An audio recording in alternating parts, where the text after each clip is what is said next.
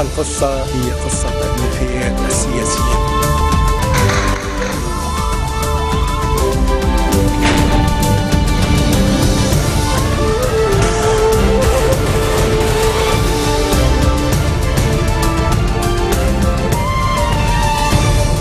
Bonjour à tous, merci de nous rejoindre sur Futur TV pour cette nouvelle édition de la rédaction. Voici les titres de ce journal. La mort d'un homme sur l'autoroute de Dora suscite l'indignation. Le collectif Nous réclamons des comptes pointe la crise des déchets. La victime aurait été dissuadée d'emprunter un passage piéton assailli par les ordures. Le début des fêtes juives marqué par de violents affrontements sur l'esplanade des mosquées. L'autorité palestinienne, la Jordanie et l'Égypte condamnent l'attaque de la mosquée Al-Aqsa. Nouveau drame de migrants en mer, 28 personnes, dont un enfant, sont morts noyés au large de la Grèce. 4 maires d'Europe appellent à l'instauration de villes refuges. La mort de Shaiki Najara à Dora est perçue depuis ce matin comme une tragique conséquence de la crise des déchets. Alors qu'il tentait de traverser la route, cet homme de 50 ans a été percuté par une voiture. La présence d'ordures amassées au pied du pont aurait dissuadé le piéton d'emprunter le passage. Le collectif Nous réclamons des comptes s'est immédiatement saisi de ce drame. Les activistes ont exprimé leur indignation en transportant les détritus qui se trouvaient à l'entrée du pont devant les locaux de Sucline.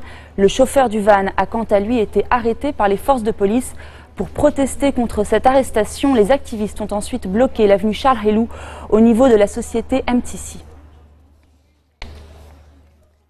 Et pour sortir de la crise des déchets, Akram Chayeb se dit prêt à coopérer avec tout le monde. Le ministre de l'Agriculture, qui supervise la commission d'experts sur ce dossier, se déclare ouvert à toute proposition constructive. Un exposé technique aura d'ailleurs lieu au Biel mardi, annonce le ministre au quotidien Al-Moustakbal. Une conférence qui rassemblera des experts libanais et internationaux, mais aussi des représentants municipaux. Des déclarations qui interviennent alors que de nombreux représentants de la société civile ont rejeté le plan approuvé la semaine dernière par le gouvernement. Amin Gemayel était en Turquie à l'invitation d'Ahmet Davutoglu à Ankara. L'ancien président de la République s'est entretenu avec le Premier ministre turc.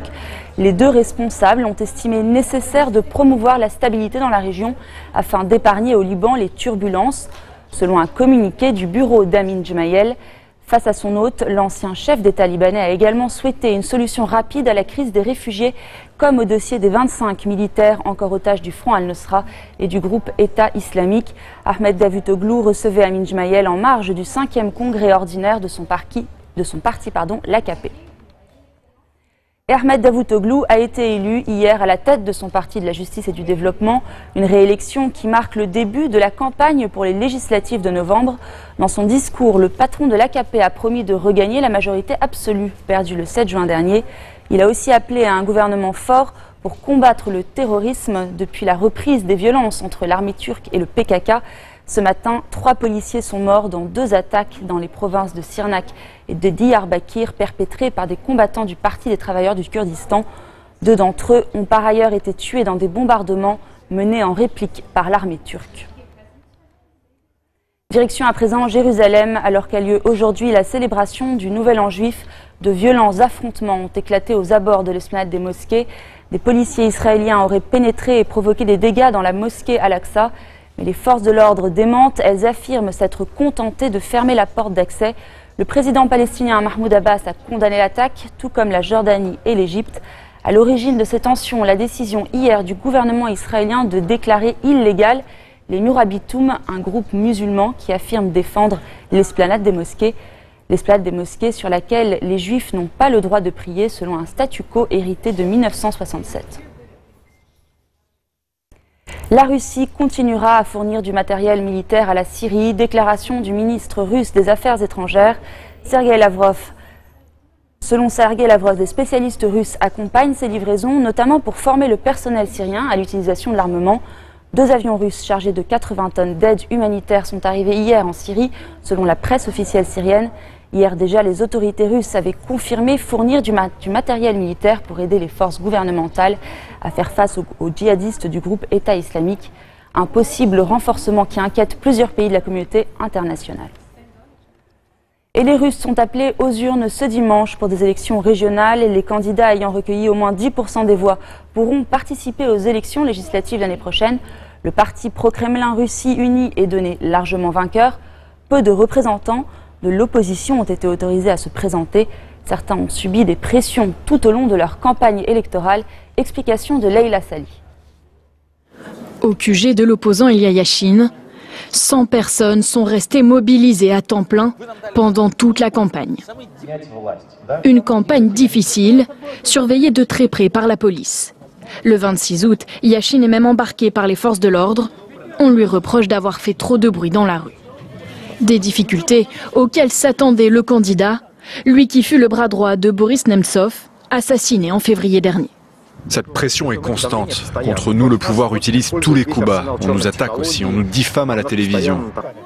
Les meetings n'ont pas attiré les foules. Plusieurs fois, des militants pro-pouvoir les ont interrompus en distribuant des tracts virulents contre l'opposition. À Kostroma, Vladimir Poutine est toujours très populaire. Dans le centre-ville, ces ours blancs qui arborent les couleurs de son parti sont même devenus les coqueluches des passants. Pour cet expert proche du Kremlin, les opposants sont loin d'être une menace. Cette opposition est aux yeux du pouvoir comme un moustique qui émet un petit bruit désagréable, qui pique quand il devient impossible de l'attraper ou de l'écraser.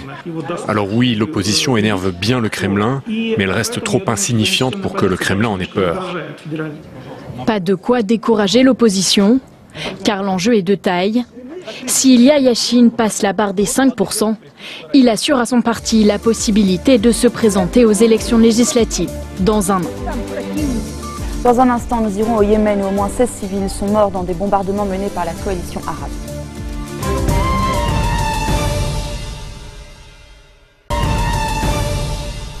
Au moins 16 civils, dont 10 membres d'une même famille, ont été tués au Yémen en cause des bombardements aériens menés hier par la coalition arabe.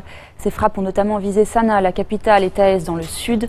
Et ce dimanche, les forces loyalistes appuyées par la coalition menée par l'Arabie saoudite tentaient de reprendre des positions dans la région de Marib. Il s'agit de la plus grande offensive lancée dans cette province du centre du Yémen. Elle intervient alors que l'ONU vient d'annoncer de nouvelles négociations de paix la semaine prochaine.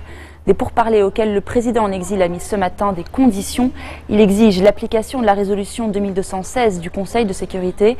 Celle-ci ordonne le retrait des rebelles yéménites chiites aussi de leur territoire conquis. Nouveau drame en Méditerranée, 28 personnes, dont un enfant, sont mortes noyées au large de l'île grecque de Famakosini. Une centaine de migrants étaient à bord de cette embarcation qui a fait naufrage à 15 km de la Turquie. 68 passagers ont pu être sauvés par les gardes-côtes, 29 autres ont survécu en nageant jusqu'à la plage, tandis que près de l'île de Samos, 5 autres personnes étaient portées disparues, dont 4 enfants, mais les recherches n'ont donné aucun résultat jusqu'à présent. La Grèce n'ignore ni l'humanisme ni la solidarité. C'est la réponse du Premier ministre grec par intérim. La chancelière allemande, Madame Vasiliki Tanou, juge inacceptables les critiques d'Angela Merkel.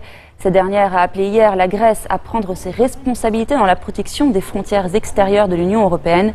L'Allemagne qui s'attend à accueillir cette année un record de 800 000 demandeurs d'asile. Leila Sali. Il marche d'un pas assuré, heureux de fouler la pelouse d'un des plus grands stades d'Allemagne, après avoir fui les persécutions et la guerre. En signe de solidarité, les joueurs du Bayern Munich ont invité de jeunes migrants à jouer les mascottes le temps d'un match. Point d'entrée des demandeurs d'asile arrivant des Balkans, Munich a ouvert ses portes en grand. Problème, la ville ne peut plus gérer cet afflux massif. Samedi, selon le maire, plus de 10 000 réfugiés sont arrivés. D'abord, il faut savoir que Munich a reçu, pris en charge et accordé des soins médicaux à plus de 60 000 réfugiés ces derniers jours. La ville de Munich est débordée. Cela veut dire que je ne peux pas garantir que ce soir, certaines personnes ne passent pas la nuit dans la gare ou dehors, dans les rues. Pour parer à l'urgence, la ville a installé avec l'aide de l'armée des lits sur le site de la foire municipale. À la gare, des associations continuent d'accueillir quotidiennement les migrants. Mais on est loin de l'enthousiasme des premiers jours où des centaines d'habitants venaient distribuer de la nourriture et des jouets. Malgré tout, la reconnaissance des réfugiés est intacte. Quand je suis arrivé ici, je me suis senti comme chez moi. Je n'ai pas de mots assez forts pour remercier l'Allemagne. Angela Merkel a annoncé que l'Allemagne pourrait accueillir 800 000 migrants cette année. Selon un récent sondage, plus de 60% des Allemands, y compris en Bavière, sont favorables à cet accueil. Les villes d'Europe sont prêtes à devenir des refuges. C'est le message lancé par 4 maires européens dans un manifeste publié par le journal espagnol El País. Une initiative lancée notamment par la maire de Paris, Anne Hidalgo. Ouvert aux signatures, le texte appelle entre autres à la veille d'une réunion cruciale de ministres européens sur la crise des réfugiés. Ils exhortent les dirigeants à, je cite, ne pas tourner le dos à la clameur solidaire. Et l'accueil des migrants divise l'opinion publique en Europe. Des manifestations ont eu lieu dans plusieurs villes. Le point avec Clovis Cazel. Un message clair scandé par les manifestants, les réfugiés sont les bienvenus en Angleterre. À Londres, ils étaient plusieurs milliers à battre le pavé, parmi eux un certain Jeremy Corbyn, tout juste élu à la tête des travaillistes, principal parti d'opposition. Vous n'avez pas à avancer en ayant peur de l'extrême droite et des racistes. En fait, il y a un soulèvement populaire en faveur des valeurs de décence et d'humanité dans notre société. Londres, Copenhague, Madrid ou encore Athènes. En tout, ils étaient des dizaines de milliers à travers l'Europe à manifester pour défendre la cause des migrants. En Grèce comme ailleurs, ils ont demandé davantage de compassion. On parle ici d'êtres humains. À une autre époque, dans d'autres circonstances, vous, moi, n'importe qui ici aurait pu être un réfugié, et c'est ça qui doit être souligné. Mais dans d'autres pays, en marge des défilés pro-migrants, se tenaient des rassemblements à l'appel de partis nationalistes, comme ici en Pologne, avec parfois des débordements. Et ils étaient près de 5000 dans les rues de Varsovie, opposés à la venue de migrants. Nous sommes tous opposés à l'islamisation de l'Europe et à l'islamisation de la Pologne. Autre pays qui refuse l'idée d'accueillir un quota de migrants, la Slovaquie, avec près de 1500 manifestants qui scandaient leur opposition au multiculturalisme. Moi, je sais que les migrants musulmans ne s'assimilent pas facilement avec nous. Quand ils viennent, tout ce qu'ils laissent derrière, c'est le chaos. Et je pense qu'ils viennent seulement pour des raisons économiques et pas politiques. Un propos qui tranche avec celui de ces Slovaques dont le rassemblement a été baptisé « Ouvre ton cœur », mais aussi « Appel à l'humanité ». Un message partagé par de nombreux Européens qui manifestaient samedi. Fin de cette édition, voici le rappel des titres qui ont marqué l'actualité de cette journée. La mort d'un homme sur l'autoroute de Dora suscite l'indignation. Le collectif Nous réclamons des comptes pointe la crise des déchets. La victime aurait été dissuadée d'emprunter un passage piéton assailli par les ordures. Le début des fêtes juives marquées par de violents affrontements sur l'esplanade des mosquées. L'autorité palestinienne, la Jordanie et l'Égypte condamnent l'attaque de la mosquée Al-Aqsa. Nouveau drame de migrants en mer, 28 personnes dont un enfant sont morts noyés au large de la Grèce. 4 maires d'Europe appellent à l'instauration de villes refuges. Merci de votre attention. Retrouvez-nous tous les jours à 16h40 heure de Beyrouth. Vous pouvez également nous suivre en ligne sur notre site web ou en téléchargeant notre application mobile. Excellente soirée à toutes et à tous.